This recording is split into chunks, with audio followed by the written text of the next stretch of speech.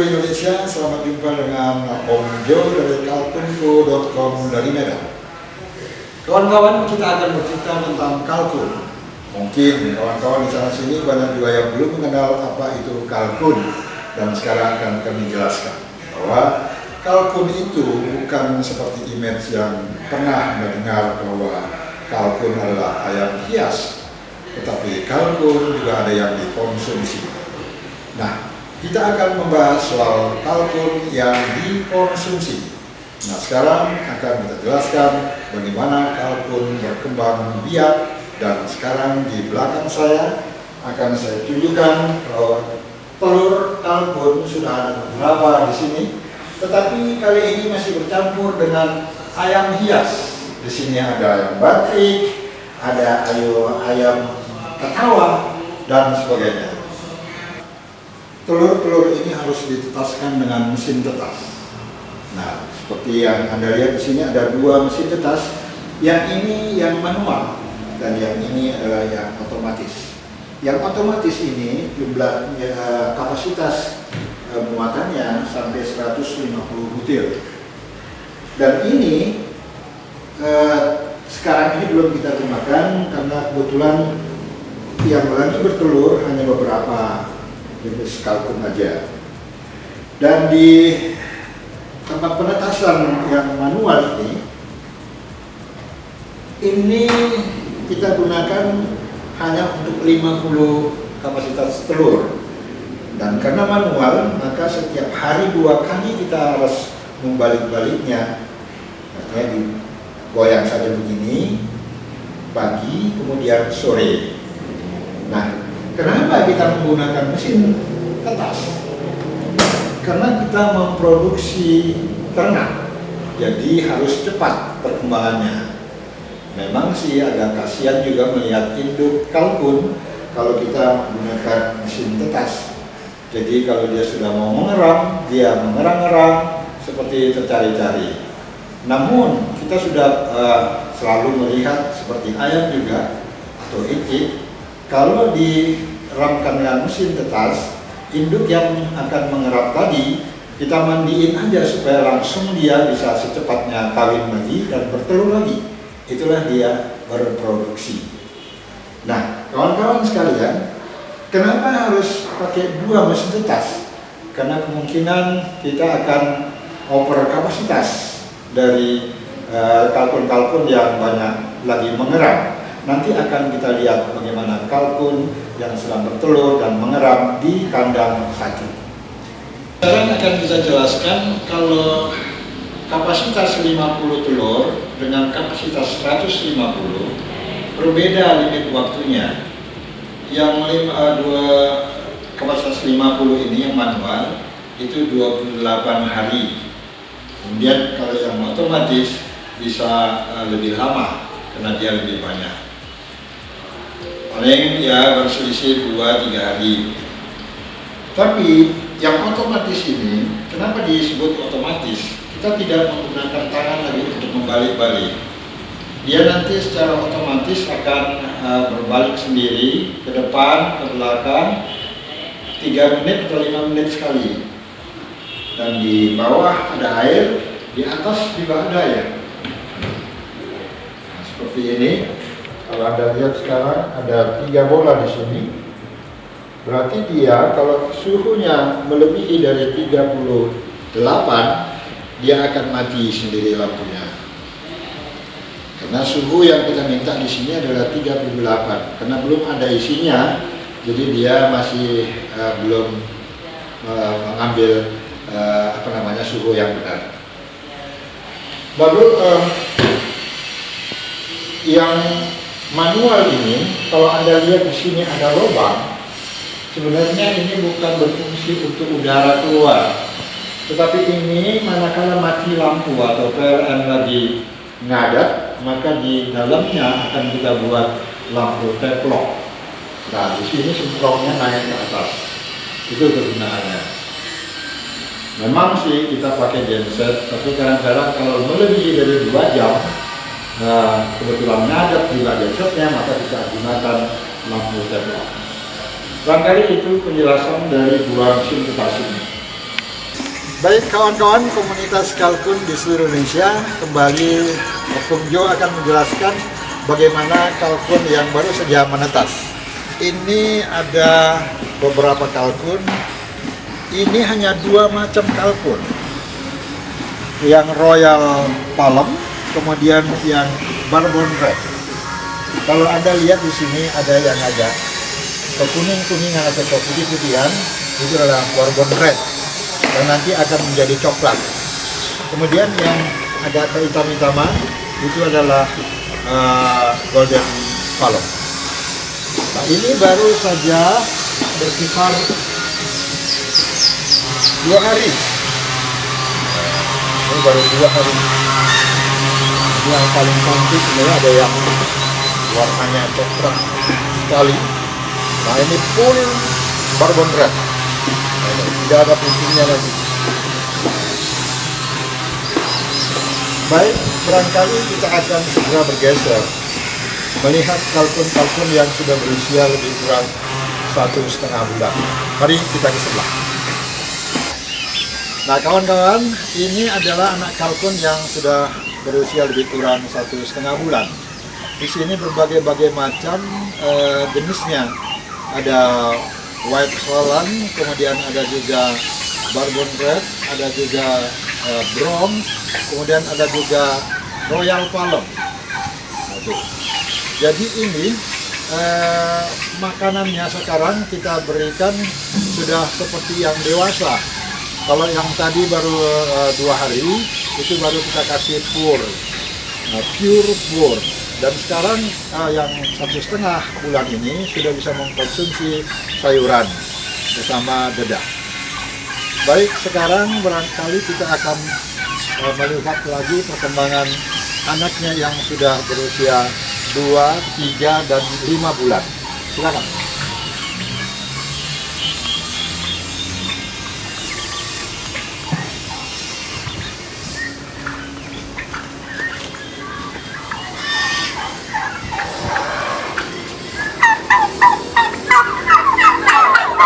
Nah, ini adalah anak-anak kalkun yang sudah berusia 3 bulan. Nah, ini agak sedikit remaja. Kita sudah bisa menentukan mana yang jantan, mana yang betina di sini. Nah, di sini seperti yang putih yang sedang berlalu ini adalah Golden Palm. Kemudian ini yang brown. Yang bronze ini yang sering dikonsumsi oleh orang karena ini lebih murah. Kemudian ini adalah yang coklat ini Bourbon Red. Kemudian, ini seperti ini Royal Palm. Kemudian ada juga yang hitam, itu Black Spanish, tapi tidak kelihatan, hanya beberapa ekor saja. Nah, ini yang sudah berusia 3 bulanan. Yang jantan seperti Anda lihat di sini, ini ada nampak seperti jenggotnya, bulat-bulat. Nah, itu yang jantan. Kalau seperti ini, dia tidak ada betina. Kalau yang jantan ini bisa beratnya bisa sampai 10 kilo. Sedangkan yang betina itu rata-rata 3 kg saja. Kita akan meranjak ke yang 4 atau 5 bulan sebelahnya.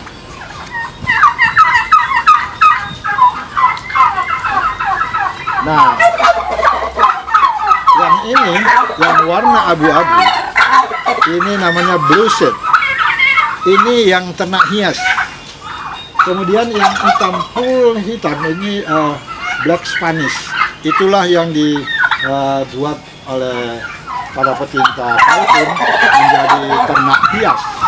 Sayang sekali kalau dipotong, harganya juga mahal. Ada beberapa.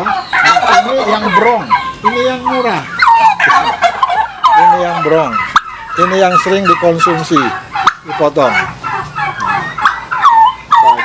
Ini sebentar lagi akan kita pindahkan ke kandang, dia akan berproduksi. Kita pindah ke sebelah, ini yang 2 bulan setengah. Lihat nih keasikannya, tidur pun berdiri. Halo bro. Nah, berdiri aja dia bisa tidur. Ini yang 2,5 bulanan, masih kecil. Berbagai macam juga ini jenisnya. Nah, kenapa kita cenderung senang beternak kalkun?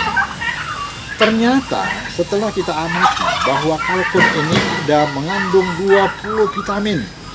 Di sana ada mineralnya, kemudian juga ada proteinnya, kemudian vitamin E dan vitamin lainnya. 20 vitamin, kemudian non kolesterol. Itu makanya kita heran kenapa Indonesia tidak mengembangkan ternak ini. Kenapa orang Indonesia tidak mengkonsumsi ternak kalkun? Kenapa tidak disosialisasi supaya ini bermasyarakat? Kemudian kalau ini sudah banyak populasinya, tentu saja tidak lagi ada image mengatakan bahwa kalkun itu mahal. Nah, kalkun tidaklah semata-mata untuk ternak hias. Makanya kita mengundang kawan-kawan komunitas kalkun, mari kita cari investor yang punya rasa nasionalisme tinggi untuk mengembangkan kalkun di Indonesia. Kita harus makan kalkun. Kita pindah ke tempat yang sedang berproduksi. Nah, kalau Anda lihat di sini ada sedang mengarap. Satu tempat mereka bisa berdua. Ya. Karena kenapa mereka rebutan begini? Karena yang lain telurnya sudah kita ambil masuk ke mesin tetas. Nah, kemudian banyak juga yang berpecahan, artinya dia pecah sendiri karena mungkin stres atau gimana. Nah, ini dia kelakuan kalkun, makanya kita cenderung kalau dia sudah bertelur, kita ambil telurnya, kita bikin ke mesin tetas saja. Ini yang jenis brong. Jantannya ada 1, kemudian betinanya ada maksimal 5 atau 6. Karena uniknya kalkun ini, satu hari dia bisa 21 kali kawin. Jadi kalau 1 saja betinanya, saya khawatir bisa mati dia kerjai. Sebelah kita lihat di sini Bourbon Red. Nah, ini adalah kandang Bourbon Red.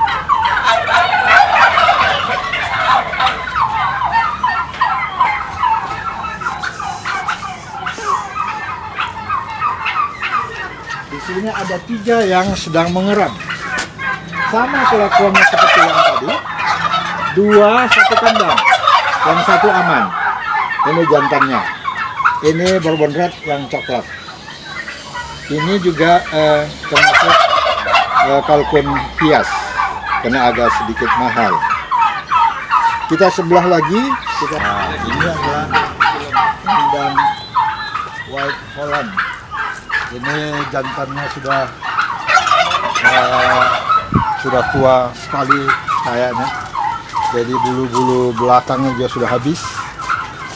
Kemudian di sini hanya 1 yang mengeram. Itu kelihatan di sana itu kepalanya doang yang di dalam peti yang tengah.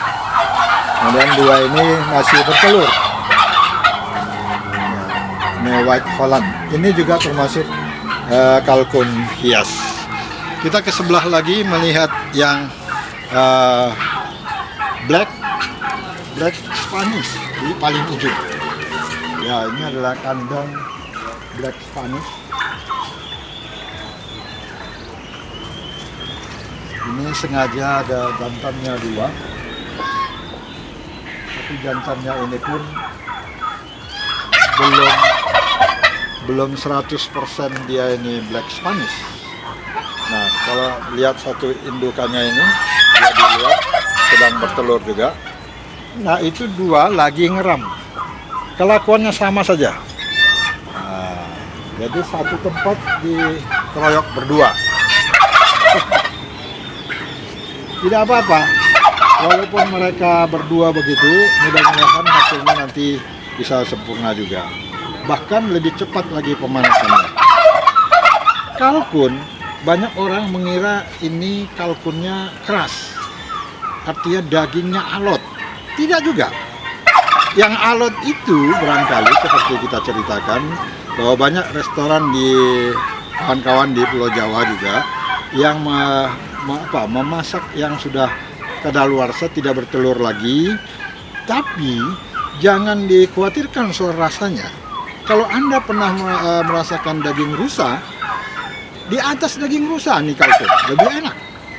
Nah, kalau yang tua tadi yang sudah upkir direbus, diungkep, tentu saja menggunakan teknik supaya lebih cepat dia lembutnya. Pakai daun pepaya, kemudian apinya kecil. Nah itu menurut ibu-ibu begitu dia caranya. Tapi kelezatan daging kalkun harus dicoba oleh kawan-kawan para komunitas kalkun di seluruh Indonesia. Sebentar lagi kita akan buka restoran kalkun di Medan. Selamat menikmati. Terima kasih. Baik kawan-kawan, kita pamitan dulu. Opung Jo dari kalkunku.com Medan. Dan kita akan bersua minggu depan mungkin dalam acara episode berikutnya, seperti bagaimana cara memberi pakan yang baik supaya pertumbuhannya baik, kemudian juga bagaimana menanggulangi penyakitnya dan sebagainya. Kita akan bersua kembali minggu depan. Kawan-kawan di sini yang membantu seperti Bung Padli, kemudian Bung Iru. Mengucapkan terima kasih atas perhatian Anda. Sampai jumpa. Jangan lupa pelihara kalkun. Tapi makan kalkun dulu supaya tahu bagaimana rasa kalkun yang sebenarnya. Sangat saja.